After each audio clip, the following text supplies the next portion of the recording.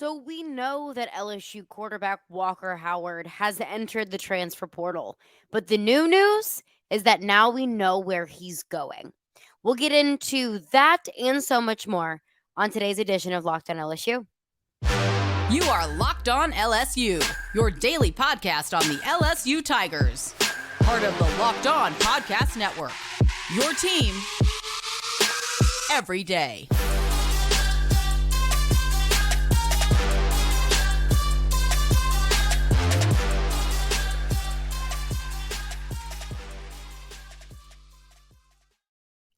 Well, thank you for making Locked on LSU your first listen every day. We are free and available wherever you get your podcast. Plus, we're on YouTube as well. So just search Locked on LSU in the YouTube search bar, hit that subscribe button, and you won't miss a single second of your Locked on LSU content. My name is Caroline Fenton, and I am your host, as I am every day. Graduated from LSU. I've been covering LSU sports since 2016, and I now host a sports talk radio show in Nashville, Tennessee. Locked on LSU. Of course, we are part of the Locked On Network, your team every day. So we learned that Walker Howard has entered the transfer portal, and ever since then, we've gotten so much insight from schools that he was visiting, of some of the recruiting gurus and where they had a good feeling of where he was going to go. He visited Ole Miss this past weekend, also visited TCU. And then there was also, Florida thrown around in there, Auburn thrown around in there. But it seemed to me that TCU and Ole Miss were the two most likely candidates. But we learned today that Walker Howard has decided to commit to Ole Miss. And I know that all LSU fans are feeling some type of way about that. And I want to get into that coming up next about how LSU fans can interpret that, how they should interpret that. But I want to focus on Walker Howard's path first before we get into that. Because Walker Howard, I always say there are usually three reasons why players decide to enter the transfer portal. One, and I think the most common one, is that they want more playing time. That they don't see a path to success, or at least getting as much playing time as they'd like. So they say, I'll go somewhere where my position is needed. Two is NIL, leaving for more money, getting better opportunities financially elsewhere.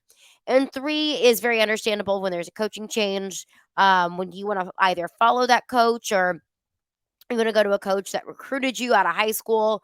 So, a coaching change, NIL, and opportunities to play. Walker Howard, I believe, transferred for an opportunity to play. So transfers into Ole Miss. So why that decision is a little puzzling to me is because I thought that Walker Howard would have gone into a situation, if he wanted playing time and an opportunity to compete, where there wasn't a quarterback competition, or there wouldn't be a quarterback competition, rather.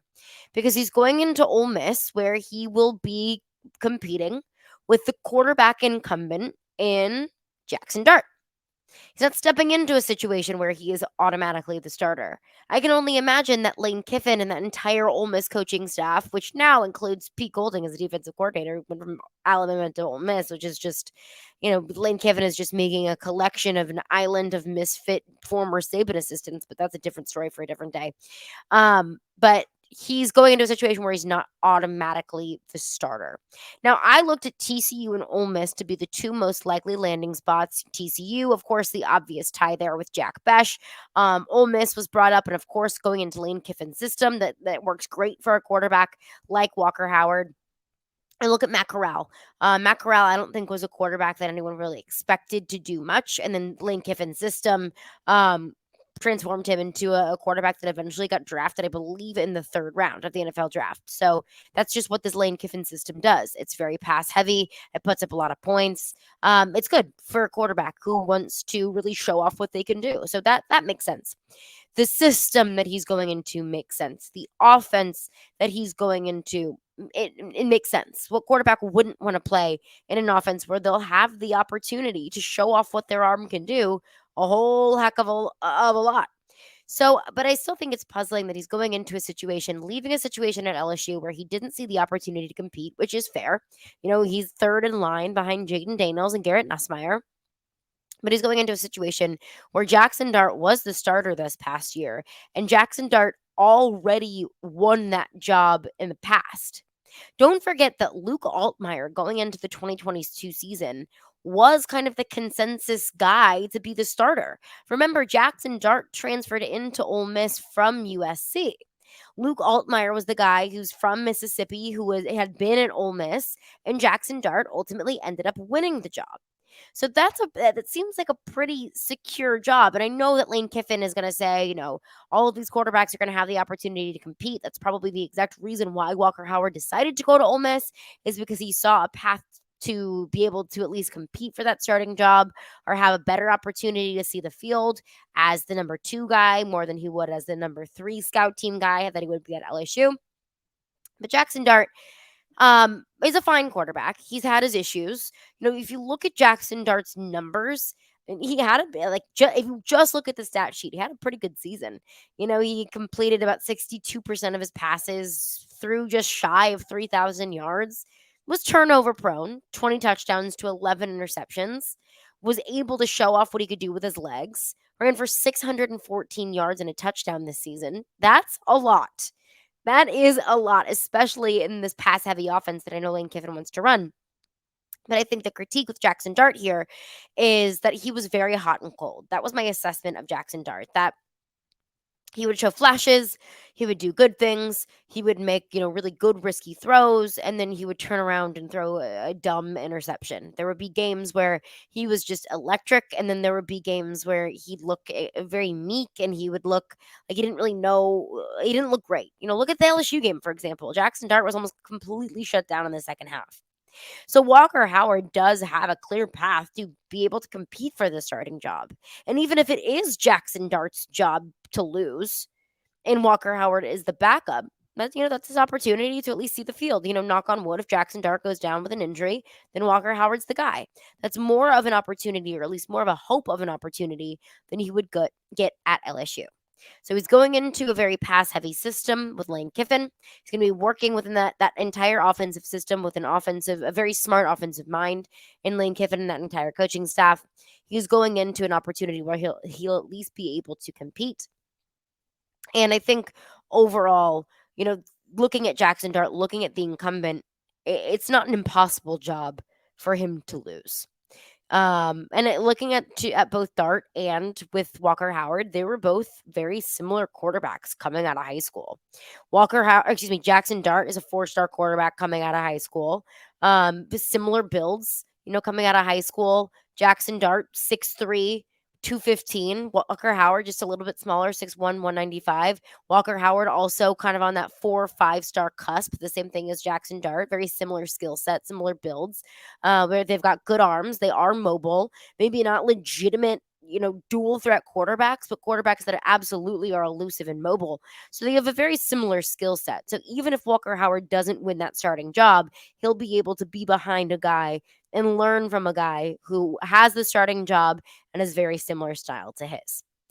But coming up next, breaking down even more of how difficult of a decision this was for Walker Howard and what we as LSU fans can learn from that. I'll get into that coming up next.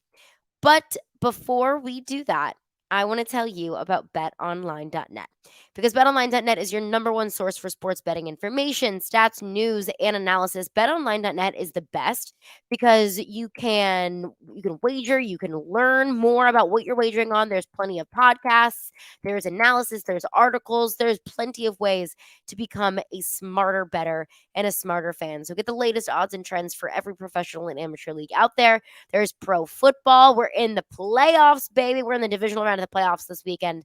There's basketball, both at the NBA and at the college level. We're in conference play, and it's heating up, and it's getting so fun. You can get it all at betonline.net. Always the fastest and the easiest way to get your betting information. So head to the website today or use your mobile device to learn more. BetOnline, where the game starts. Well, thanks again for making Locked On LSU your first listen every day. Make sure you check out our brand new podcast, Locked On College Basketball. Everything that you need to know about college basketball all in one place. Plus, hear from the big name experts, insiders, coaches, and players. Locked On College Basketball, available on YouTube and wherever you get your podcasts. So again, Walker Howard, we know that Walker Howard had entered the transfer portal, and now it is official as of today. Walker Howard will be taking his talents to Oxford. Walker Howard has officially committed to Lane Kiffin and Ole Miss. And I can't imagine that this was a very easy decision for Walker Howard to make. I always boast and brag about LSU being a place where there's some kids that you just don't have to recruit to because some kids are just born loving LSU. Some kids are just, and I would say most kids in Louisiana, 99.9% of the players in Louisiana, I can only imagine, grow up their entire lives dreaming of playing for the LSU Tigers. That's such a wonderful privilege that LSU has, that a lot of other SEC schools don't. That, LSU is the school, LSU is the spot. There's so many players that don't even think about playing it anywhere else other than LSU. Alabama, you've got two powerhouse programs in that state, Alabama and Auburn.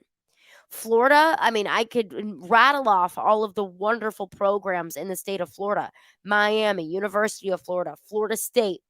South Carolina has to compete with Clemson. Texas, I mean, just, how much time do we have to rattle off all of the wonderful schools and programs and opportunities within the state of Texas? LSU is lucky to have that privilege and to be able to have the presence and adoration across the entire state where kids want to play there.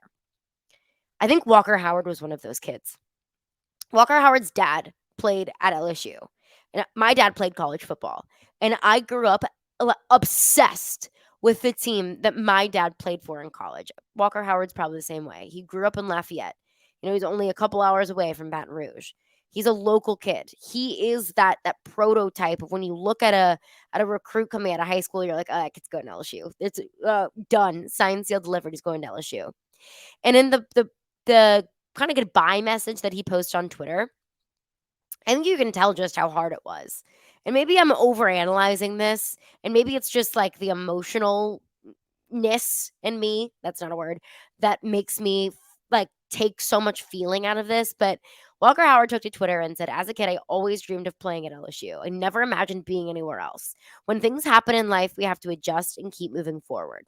And then he talks about his decision to leave LSU. He said it was the best spot for me to grow. It was a very difficult decision for me and my family, and I'm sure it was. He has an LSU legacy. I mean, that's a decision that you and your family have to make together, and that's got to be hard. He said, I can't explain how thankful I am for all the relationships that I have built at LSU. And I totally believe that. I mean, I'm sure he's got a very solid friend group and solid relationships with a lot of guys in that team. I mean, heck, his Twitter picture is a picture of him and Will Campbell at the end of the year banquet. I mean, that's special. That's sweet. Walker Howard is one of those players where LSU is everything. LSU means everything to them. So when I see all of these LSU fans take to Twitter and bash on Walker Howard for his decision to leave and his decision to go to Ole Miss, it makes me really sad, honestly. And I get it. I know that it would have been so much easier for us to swallow if Walker Howard would have gone to TCU. Out of sight, out of mind. You don't see him on a yearly basis. He's not an in-division rival. And going to Ole Miss almost feels like you're getting betrayed. Like, oh my, like you say you grew up an LSU fan, and you're going to turn around and go to Ole Miss, and we're going to have to play you every year? What the heck, man? I understand a little bit of jealousy that there might be felt there. I understand the feeling of betrayal. Like, you are supposed to be one of our guys. But I think we need to remember just how hard this move was for Walker Howard, and the fact that it has literally nothing to do with LSU. It has nothing to do with him being unhappy with LSU. It has everything to do with himself. Because as much as, I think Walker Howard loves LSU, as much as you and I love LSU, there are some things that are more important than that. And Walker Howard's dream of, I'm sure, eventually playing in the NFL one day might have to take priority over his love and his dream of always playing for LSU. So when I hear people saying, what's the difference between Walker Howard and Eli Ricks? Well, I'll tell you what it is. First of all, the vitriol toward Eli Ricks, like, I get it. I know. You leave LSU to go to Alabama. That's the biggest middle finger that you could give to the LSU to LSU fans. I get it. I know. But like, just the absolute hatred for Eli Ricks is unnecessary. I understand. I get it. But the difference between Eli Ricks and Walker Howard is that Eli Ricks was a legitimate starter on this team. Eli Ricks was a cornerstone of the defense. Walker Howard, on the other hand, is not that for the offense. Could he have grown into that? Sure, absolutely. But was he that? No. No. He ran scout team. And that's not a knock on Walker Howard. It's just that's the reality of it. Is he was a true freshman. He knew he was going to sit his first year, and you have two quarterbacks with more experience than he did that were your starter and your backup. So it's Eli Ricks, a legitimate starter, an All-American, versus a Walker Howard who was working his way up the depth chart.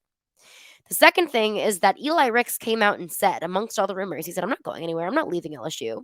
And then turns around and left LSU. So a lot of fans were leaving with their hands up, like, what the heck? You just said you weren't leaving.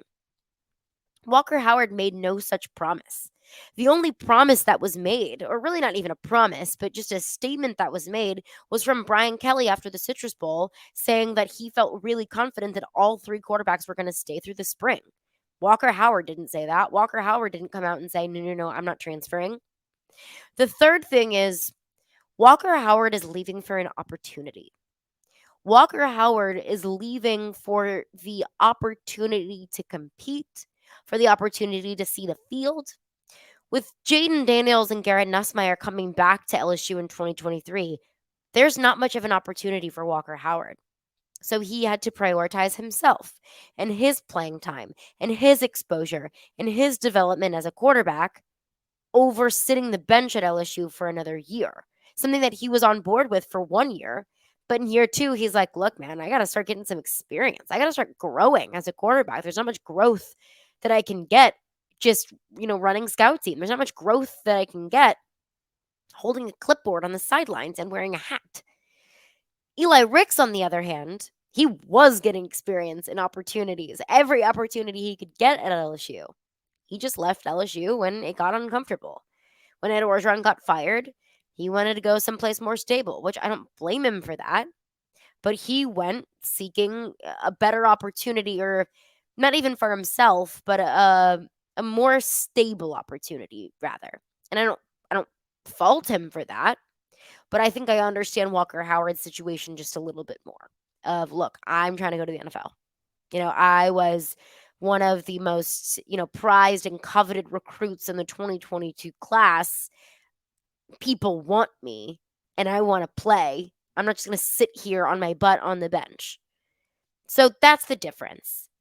And I think it's a really bad look from the LSU fan base, just totally ripping on Walker Howard. You don't have to be happy that he's transferring. I'm not. I'm scared. I don't want him to go to Ole Miss. He's a great player from all of the evaluations that we've seen from high school. And remember, it's all potential with Walker Howard. It's all potential, and it's all about him being a prospect. So I was excited about the potential of Walker Howard. I was excited about what this offense could have become whenever his day did come. And I'm sad that we won't get to see that.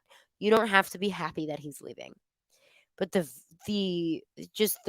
mean things that I've seen being said about Walker Howard, it's a bad look for this fan base. Walker Howard loves LSU. I believe he really still does. You don't have to be jumping up and down for him. You don't have to be happy that LSU is losing, one of its highest rated quarterbacks in quite some time now. But chill with the comparisons to Eli Ricks and chill with the vitriol on Twitter. Walker Howard's a great player. And when he's in a red and blue and white uniform, I wish him nothing but the worst. Everything else, wish him nothing but the best. But of course, it is a Mailbag Wednesday, so we'll get into your questions. I've got questions from all across the board. I'll get to as many questions as I possibly can this week. We'll get into those questions coming up next. All right, it is a Mailbag Wednesday. So remember, every single Wednesday, I will be reading off your questions, and you are more than welcome to send in those questions at any time and however you would like. You can comment them below on the YouTube channel. You can tweet them at Caroline Fenton 1 as my personal Twitter, or you can tweet them at the show account at Locked on LSU. You can DM those questions, however you'd like to get those questions in. Send them in. I write them down. I pick my favorites of the week, and the questions that I don't get one week, I'll get to the next week. So let's get into it because it is a Mailbag Wednesday, and y'all have got questions. This question I thought was really interesting, and I think it's something that I want to get into even further on a podcast in the future. So shout out to the person who sent in this question. This question is, who is the best recruit coming in 2023? And I think that there are a couple different ways that I could answer this question because the best recruit, you could go off of recruiting rankings. If I'm going to do that, you have to say Zalen's Hurd, offensive tackle recruit, coming in from Neville in Monroe. He's a 5-star. He's the highest rated recruit in LSU's class in 2023. But I think the real question is, who is the most impactful recruit? Who is going to be the most important recruit? And there are so many different ways that you could answer that question. Zalen's Hurd absolutely is in that conversation. But offensive line right now doesn't seem like the biggest position of need. I think that this offensive line is going to take leaps and bounds forward with Will Campbell in his second year, Emory Jones in his second year, building upon what they already did in their freshman years. And of course, depth is never a bad thing. Depth is never a bad thing. So Zalen's Hurd can be in that conversation as most important recruit. I think Javian Taviano absolutely can be in that conversation because when looking at most important recruit, in my mind, I'm balancing a few different things between positions of need, how highly rated that player is, their readiness to contribute in 2023. Javian Toviano, I think, checks all of those boxes. Cornerback was one position of need, probably one of the most important positions of need that LSU had in this offseason. Javian Toviano was one of the top cornerback recruits in the country.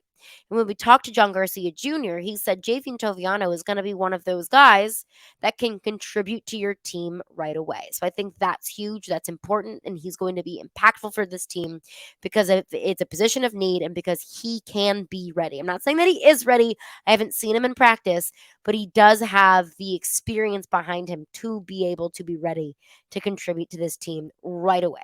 So I think Jovian Taviano can be in the conversation.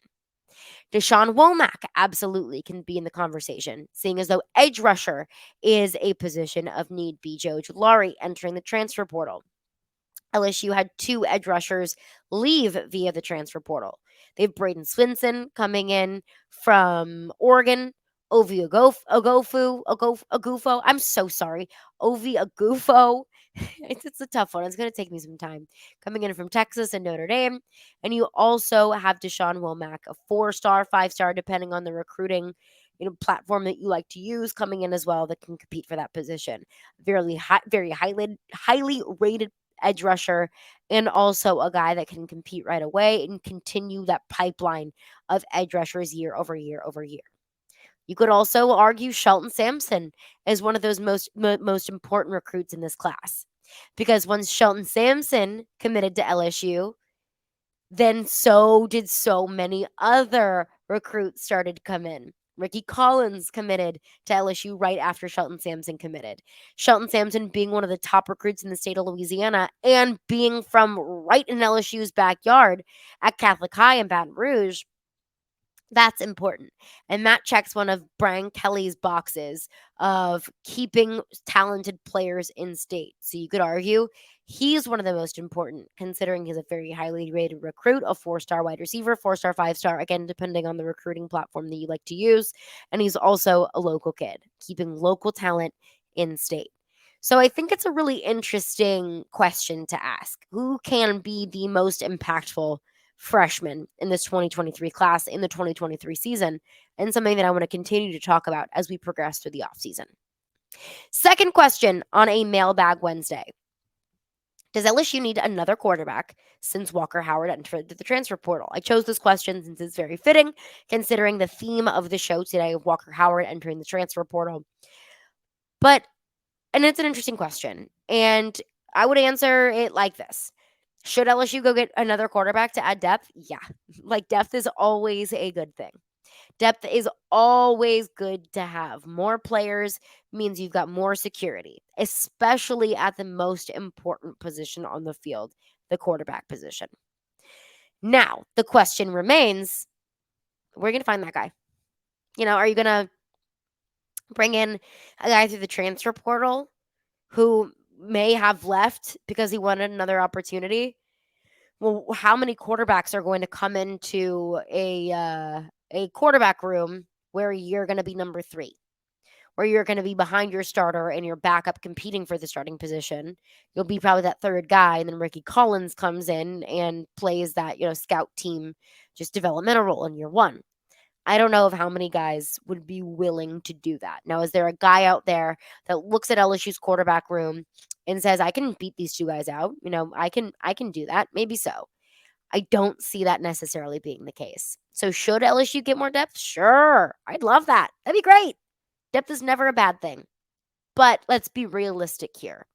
Do they need that? What kind of message does that send to Jayden Daniels and Garrett Nussmeier? I don't think Jayden Daniels or Garrett Nussmeier are going anywhere. But I do think that if you bring a third guy in, it may send a negative message when LSU really, you've got your starter, you've got a viable backup in Garrett Nussmeier, a guy who can legitimately compete for the starting job. Should LSU? Sure. Will they? I highly doubt it. I really highly doubt it.